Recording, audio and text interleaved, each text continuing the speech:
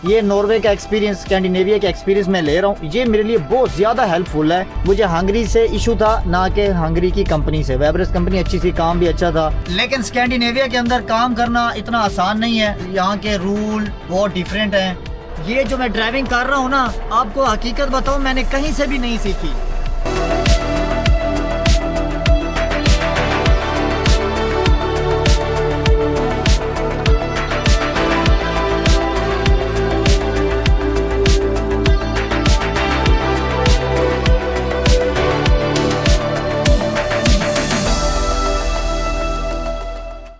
जो भाई इस टाइम फेसबुक के ऊपर वीडियो देख रहा है, हो सकता है कि वो लूटने वाला हो। मतलब कि अगर आप देख रहे हैं तो आपके साथ फ्रॉड होने वाला है, और रेडी हो जाएं। वो क्यों हो जाएं? क्योंकि हो सकता है कि आप किसी गलत चैनल के ऊपर, किसी फेक चैनल के ऊपर, किसी जैली अकाउंट के ऊपर वीडियो देख रहे हो। मैंने अपना अकाउंट बनाया आज से 3 दिन पहले। आज डेट है 24 8वां महीना 2026। इससे पहले मेरे फेसबुक के ऊपर कोई पेज नहीं था। अभी मैंने 3 दिन पहले पेज बनाया है, उसका लिंक भी मेरे यूट्यूब चैनल की डिस्क्रिप्शन से मिल जाएगा। अगर आप फेसबुक चला रहे हो और स्क्रॉल करते हुए मेरी वीडियो सामने आ गई है और आपने ये देखना है कि यार वहाँ पे क्या यासिर भाई ने जो बताया हुआ है वही अकाउंट है या किसी फेक अकाउंट से देख रहे हो। कोई भी भाई आपको लूट सकता है मेरा नाम लेके, मेरे फ़ोटो दिखाकर और मेरा नंबर आपको भेजकर। जबकि मैं यूट्यूब के ऊपर भी कमेंट करता हूँ और इसी तरह से मैं फेसबुक के ऊपर भी आपको कमेंट भी करूँगा, सब कुछ करूँगा। जो इस टाइम फेक अकाउंट चल रहे हैं, बहुत सारे भाइयों को मैंने कमेंट पढ़े हैं, वो नंबर भी मांग रहे हैं। मतलब कि हर बंदा अपनी राय के हिसाब से मैसेज और कमेंट भी कर रहा है, लेकिन आज तक किसी को एक कमेंट का रिप्लाई नहीं गया हुआ। तो आप इस चीज़ को समझें कि आप जिस अकाउंट के ऊपर हैं वो फेक है। इन्फॉर्मेशन आपको कहीं से भी मिल सकती है। तो मेरा भाई, मेरा एक चैनल है YK ट्रकिंग के नाम से है। वो चैनल का जो लिंक है मेरे यूट्यूब चैनल की डिस्क्रिप्शन के अंदर आपको मिल जाएगा। अगर आप डायरेक्ट वहाँ पे सर्च करके जाते हैं तो YK ट्रकिंग के अलावा मेरा कुछ भी नहीं है, कोई मेरी फ़ोटो नहीं लगी हुई। तो आपने ये सारी चीज़ें देख के करना है कि ये ना हो कि आपको कोई मेरा नाम लेके या यासिर बन के लूट ले। अस्सलाम वालेकुम दोस्तों, मैं हूँ यासिर, आप देख रहे हैं YK ट्रकिंग।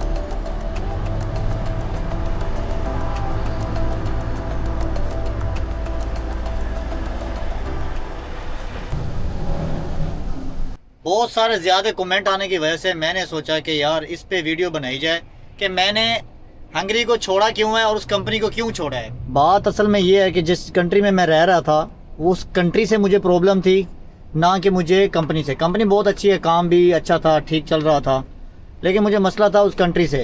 क्योंकि वहाँ पे जो लोग पहले से रह रहे हैं 4 साल 5 साल से, कोई पता नहीं है कि उनको PR मिलती है कि नहीं मिलती।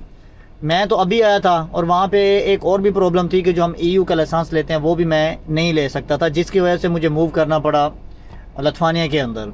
क्योंकि लिथुआनिया के अंदर EU का लाइसेंस भी यहाँ पे मुझे मिल जाएगा, और अगर मैं यहाँ पे अगर PR भी लेना चाहूँ, इनकी रिक्वायरमेंट पे पूरा उतरूँ, तो यहाँ पे PR भी मुझे मिल जाएगी, जिस वजह से मैं यहाँ पे आया हूँ। लेकिन मेरा जो मेन पर्पस था यहाँ पे आने का वो था जस्ट लाइसेंस लेना। जो हमारे पास दुबई का लाइसेंस था वो हंगरी में आके चेंज हो गया था, लेकिन वो कोड 70 वाला जिसको बोलते हैं ना चेंज, वो कोड 70 वाला हो गया था। अब वो कोड 70 वाला जो लाइसेंस है वो जर्मनी और बाकी कंट्रियों में नहीं चलता। यानी कि अभी मैं लिथुआनिया में आया हूँ तो वो कोड 70 यहाँ पे चल रहा है, लेकिन यही लाइसेंस हंगरी में, यही लाइसेंस जर्मनी में नहीं चलता। तो इसलिए मुझे यहाँ पे आना पड़ा और मैं यहाँ पे आया हूँ ताकि मैं पढ़ के लाइसेंस ले लूँ। जैसे मैंने मूव करके आया हूँ अपना लिथुआनिया में, और कुछ वीक के बाद, यानी कि 2 वीक के बाद ये इन्फॉर्मेशन आई है कि यार वहाँ पे जो अब कोड 70 वाला लाइसेंस है ना, वो अब कुछ टाइम तक वो भी उन्होंने अलाउ कर दिया है कि लेकिन अब आपका कोड 70 वाला लाइसेंस भी आप जर्मनी में जाके आराम से कन्वर्ट करवा सकते हैं। क्योंकि हम जितने लोग यूरोप में चल रहे हैं ना, हम सब का ये एक ही माइंड सेट है कि यार हमने ना क्या करना है, यहाँ से पढ़ के लाइसेंस लेना है, और पढ़ के हमने कहाँ जाना है, जर्मनी जाना है, स्पेन जाना है, इटली जाना है, क्योंकि EU का लाइसेंस वहाँ पे माना जाता है, बाकी कंट्रियों में नहीं। अगर अभी EU का लाइसेंस चलता है और कन्वर्टर लाइसेंस भी हमारा अभी जर्मनी में हो के सारी कंट्रियों में चलता है, तो यहाँ पे मुझे अब लाइसेंस लेने की ज़रूरत नहीं है। लेकिन यहाँ पे आने का मुझे फ़ायदा अब क्या हुआ, ये नॉर्वे का एक्सपीरियंस, स्कैंडिनेविया का एक्सपीरियंस मैं ले रहा हूँ, ये मेरे लिए बहुत ज़्यादा हेल्पफुल है। अगर मैं ये एक्सपीरियंस लेके बाद में किसी भी कंट्री में चला जाता हूँ, तो बाकी जो लोग यूरोप में जो 2500, 3000, 2800 सैलरी ले रहे हैं ना, ये यहाँ पे 4000 प्लस सैलरी होती है जो स्कैंडिनेविया में काम करते हैं। लेकिन स्कैंडिनेविया के अंदर काम करना इतना आसान नहीं है। यहाँ के रूल बहुत डिफरेंट हैं। चीज़ें बहुत डिफरेंट हैं, तो इतना ज़्यादा आसान नहीं है यहाँ पे काम करना। और अच्छा एक्सपीरियंस भी ले रहा हूँ स्कैंडिनेविया का। अभी स्नो नहीं पड़ रही, तो जब मैं यहाँ से वापस चला जाऊँगा तो किसी और कंट्री में भी या और कंपनी में चला जाऊँ तो वहाँ पे अच्छी सैलरी मुझे ऑफ़र होगी, जो कि अभी नहीं है, क्योंकि अभी मेरा एक्सपीरियंस नहीं था। और जो लोग यूरोप के अंदर एक्सपीरियंस वाले बंदे काम कर रहे हैं ना, अगर वो डायरेक्ट स्कैंडिनेविया में काम करना चाहते हैं, यानी कि नॉर्वे स्वीडन में काम करना चाहते हैं, तो यूरोप की कंपनियां भी उनको कहते हैं कि भाई आपका यहाँ का एक्सपीरियंस है कि नहीं है। अगर उनका तो यहाँ का एक्सपीरियंस है तो कंपनियां काम देती हैं, अदरवाइज यूरोप के लोग जो यूरोप के ड्राइवर हैं उनको भी बहुत कम चांस मिलता है। कंपनी के पास काम ना होने की वजह से मुझे यहाँ पे भेजा, और मेरा ये बेस्ट लक था और ये मेरा गुड लक था कि यहाँ पे मुझे काम मिला। अच्छा एक्सपीरियंस ले रहा हूँ, सैलरी यहाँ पे 100 यूरो एक दिन की है। लेकिन अगर आपके पास एक्सपीरियंस होता है तो बहुत सारी कंपनियाँ ऐसी हैं जो 140-150 यूरो पर डे का देती हैं यहाँ पे, यूरोप से यहाँ पे आने का। आपका वीज़ा यूरोप का हो लेकिन आप काम यहाँ पे कर रहे हो। लेकिन विंटर के टाइम यानी कि ठंड स्नो के टाइम यहाँ पे बहुत ज़्यादा डिफ़िकल्ट होता है, काम कर ही नहीं सकते। अगर हम नॉर्वे के अंदर काम करें तो भाई नॉर्वे के जो आपके पास पीआर होनी चाहिए, लाइसेंस होना चाहिए, बहुत सारी रिक्वायरमेंट हैं। सैलरी 5 से 6 हज़ार यूरो तक यहाँ पे सैलरी है। जो इनके अपने लोग काम कर रहे हैं वो 10 से 12 हज़ार यूरो सैलरी लेते हैं, क्योंकि यहाँ पर बहुत एक्सपेंसिव है, रहना खाना पीना बहुत एक्सपेंसिव है। तो इसलिए जो लोग ऑलरेडी यूरोप में काम कर रहे हैं, नॉर्वे में काम कर रहे हैं, वो मुझसे बेटर जानते हैं। लेकिन ये चीज़ें मैंने आपको नॉर्वे के बारे में बता रहा हूँ, ये इसलिए बता रहा हूँ क्योंकि ये मैंने जो इन्फॉर्मेशन ली है, जिन भाइयों से मैंने पूछा है, उन्होंने मुझे ये गाइड किया है। बाकी यार यहाँ पे आने का मेरा ये की पर्पज़ था कि लाइसेंस ले लूँ, लाइसेंस ले के बाद में मैं स्कैंडिनेविया, नॉर्वे, स्वीडन कहीं पे भी चला जाऊँ, मैं जा सकता हूँ। लेकिन खाली लाइसेंस के ऊपर नहीं जा सकता, पीआर भी मेरे पास हो।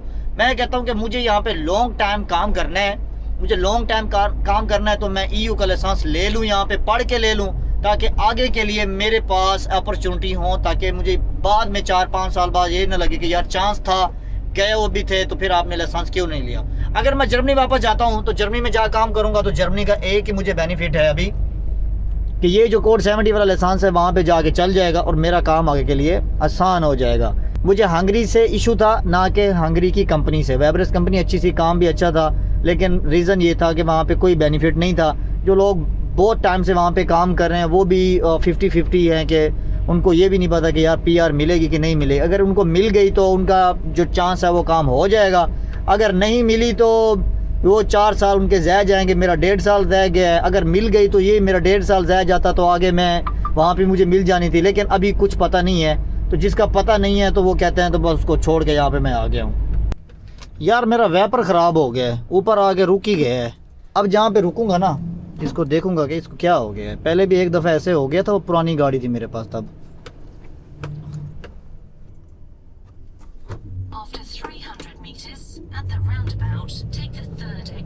यार बहुत प्यारी सिटी है ये वाली भी। मेरी लोडिंग कहाँ पे है, यहाँ से 800 मीटर है। मुझे लगता है कि आज लोडिंग हो गई तो ठीक है, अगर ना हुई तो फिर यही सिटी घूमने के लिए आता हूँ।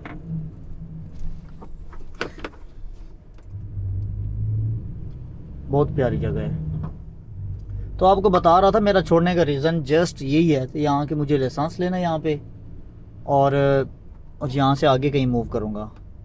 अभी जैसे जर्मनी ही नहीं है, बाकी भी बहुत सारी कंट्री हैं जो EU का लाइसेंस रिक्वायर्ड करती हैं, तो इसलिए आने का मकसद जो था यही था।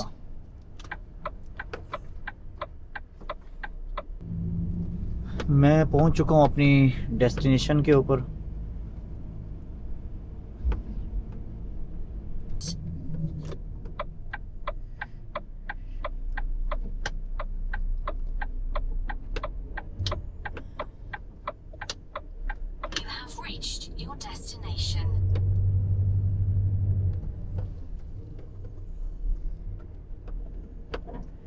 मेरी लोडिंग यहाँ से है, लेकिन मैं गाड़ी को ऐसी जगह पर खड़ा करता हूँ जहाँ से मैं गाड़ी वापस भी मोड़ सकूँ और अपना काम भी हो जाए।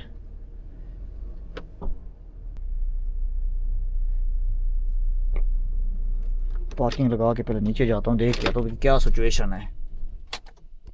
लोडिंग के लिए आ चुके हैं, कंपनी का बंदा मुझे लेने के लिए आया हुआ है ये छोटी गाड़ी के ऊपर। अभी मैं कार पार्किंग में खड़ा हूँ, कहता है हमने ना वो जो मिट्टी के ढेर है ना उसके पीछे जाना है, या तो फिर इस कैंप में जाना है। पीछे कैंप लगा हुआ है, तो मुझे ये पता नहीं है कि लोड क्या है, लेकिन जो भी है ना, कहते हैं वहाँ पे जगह थोड़ी तंग है, देख के टेंशन ना ले, जैसी भी जगह है ना, गाड़ी जाती हो तो फिर हम भी चले जाएंगे। चलो जी, इसको फॉलो करते करते जाना है।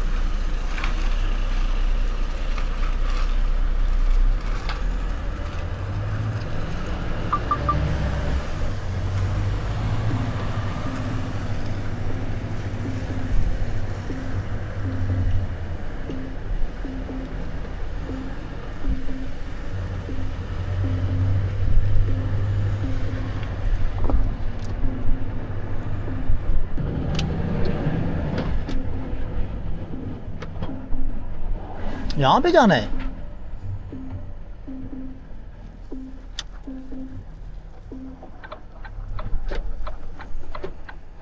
ओए होए, ओए होए।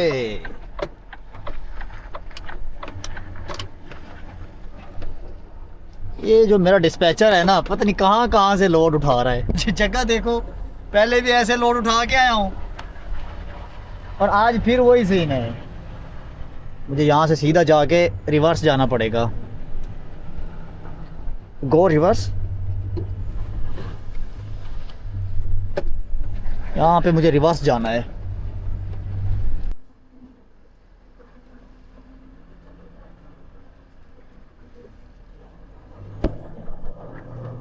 आ चुके हैं, जगह दिखाता हूँ आपको।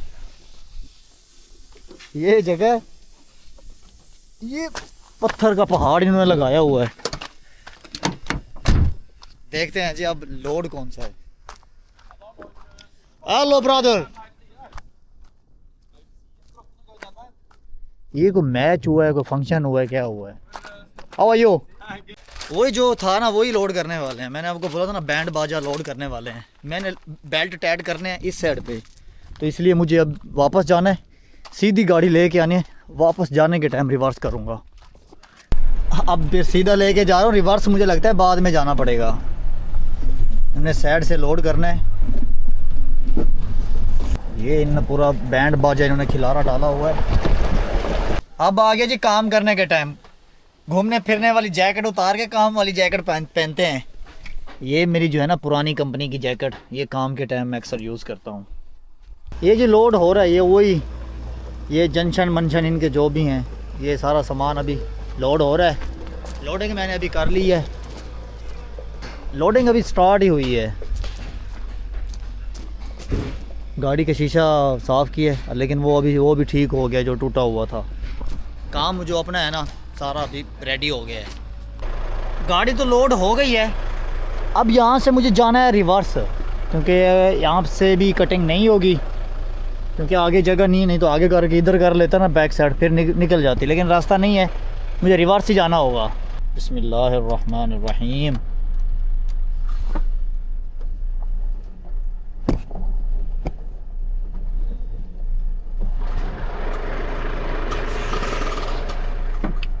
ओके ठीक है, कुछ भी नहीं है। तू पहले ब्रेक लग गया कर। ये कैमरा यहाँ पे नज़र आ रहा है मुझे, लेकिन वो इतना हेल्पफुल नहीं है मेरे लिए। बिस्मिल्लाहिर्रहमानिर्रहीम।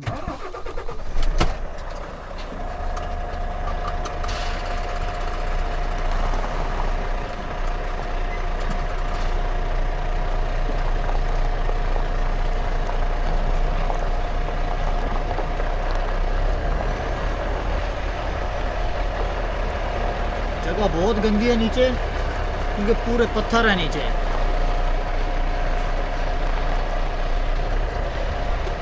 पीछे जगह जो है ना ऐसे है, सीधी वो भी नहीं है।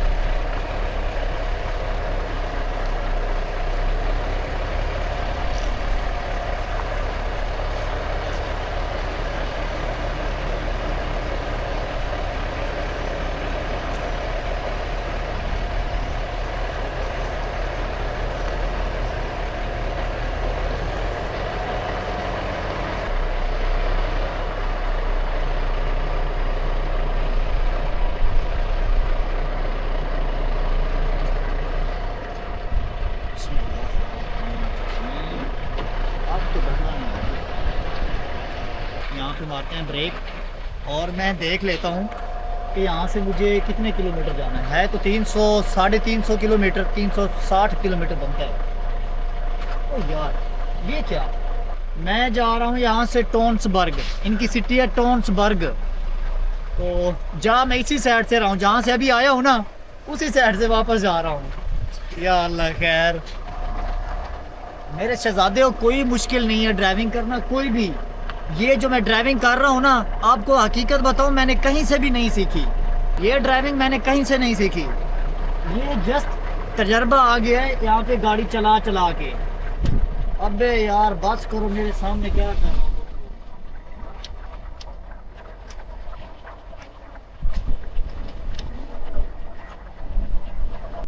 ठंड, ओए होए होए होए, कमाल की ठंड। इतनी ठंड है ना, मैं जितने टाइम मैंने गाड़ी लोड कराई है ना, बड़ी मुश्किल से मैंने टाइम निकाला है।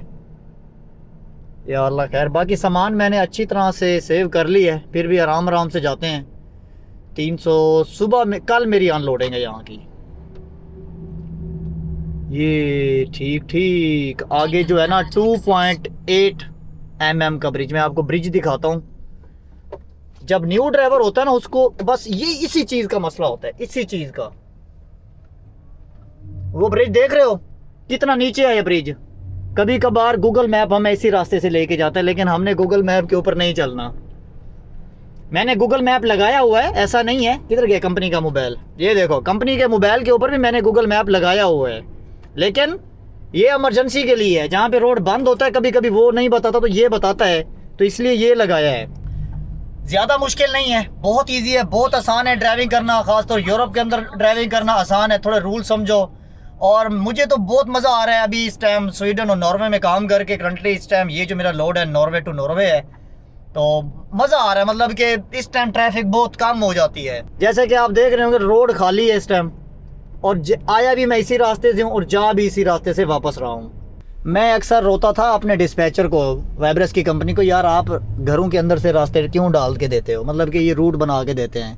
लेकिन मेरा काम यहाँ पे भी वही है, घरों के अंदर से ही जा रहा हूँ पूरा मैं। 50 की स्पीड है, लोड ऐसा है। और नॉर्वे और स्वीडन के अंदर मैंने इतना वो नहीं देखा। अब आप गिनना, ये पहला हम्प आ गया, बस अब गिनते जाओ आगे कितने तक, कितने दूरी के बाद फिर दूसरा आता है। क्या यार ब्यूटीफुल व्यू, ब्यूटीफुल इनके घर हैं, लगा जगह इतनी बहुत प्यारी है। ये देखो पहला क्रॉस किया, दूसरा आ गया, अब ये दूसरा क्रॉस करने वाला हूँ। आगे मुझे तो नज़र आ रहा है आगे और कितनी दूरी पे है, फिर आगे भी देखना। आगे फिर एक और आने वाला है, 3 4 5 तो मुझे सामने नज़र आ रहे हैं। लेकिन सादा निज़ाम है इनका, बिल्कुल सादा।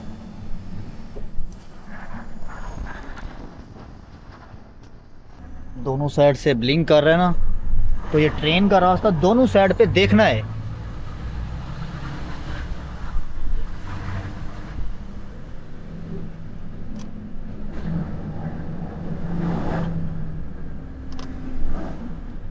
डीजल स्टेशन आगे, कोई मुझे लगता है नदी आ गई या पुल आ गया। आए हाय हाय, क्या ट्रैक्टर, क्या माहौल यार।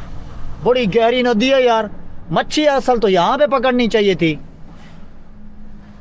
यहाँ पे होगी बड़ी फिश। ये है बड़ी नदी। वो क्या है, पैदल चलने वाला रास्ता है उस साइड पे।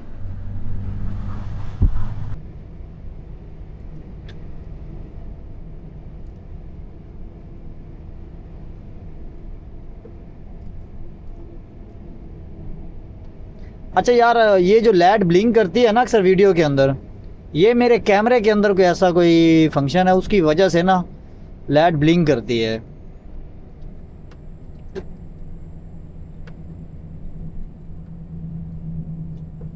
अभी गाड़ी से थोड़ा सा बचा है हिरन नीचे आते आते।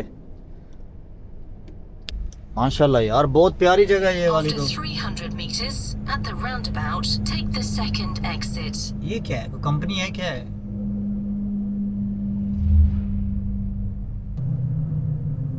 Take the second exit.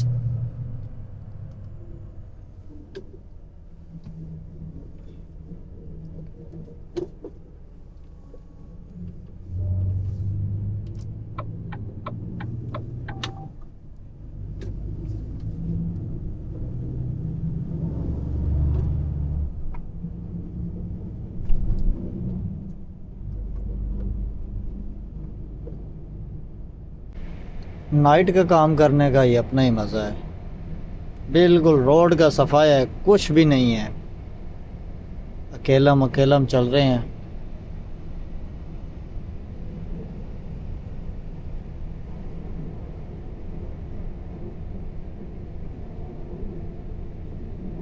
सारा काम करना है या रेस्ट भी करना है? ये अभी रात के 11:30 बजे से ज़्यादा टाइम हो गया, तो मुझे जाना है डीजल स्टेशन पे, रेस्ट करनी है। ट्रक पार्किंग थोड़ी आगे करके है। 45 मिनट की ब्रेक ले लें, फिर निकलते हैं यहाँ से। After 100 meters, take the second left.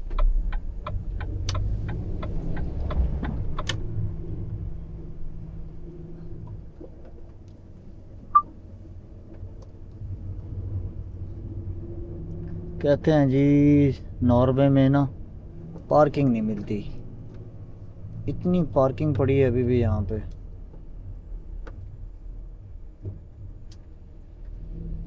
Okay जी, बिस्मिल्लाहिर्रहमानिर्रहीम।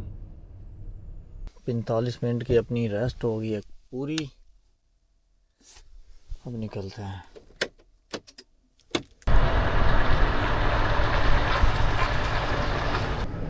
जहाँ से मैं अभी निकल रहा हूँ ना, ये रास्ता ठीक नहीं है।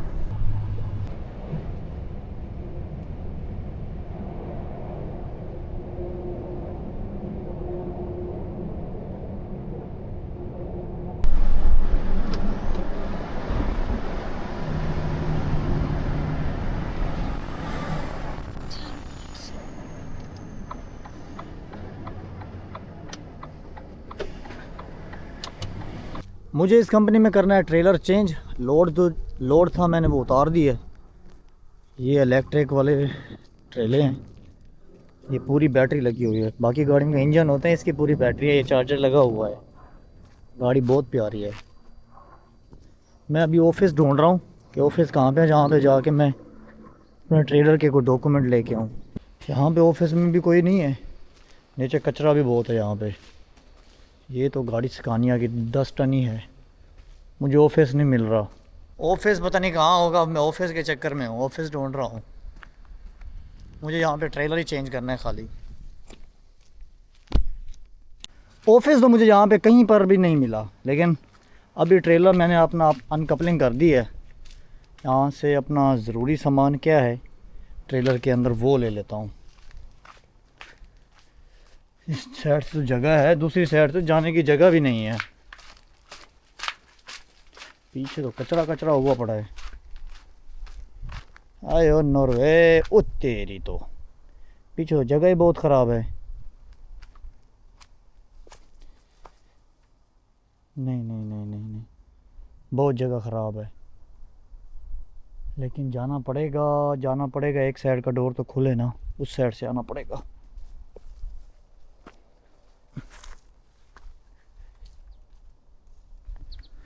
मुझे अंदर अपनी बार उठानी है।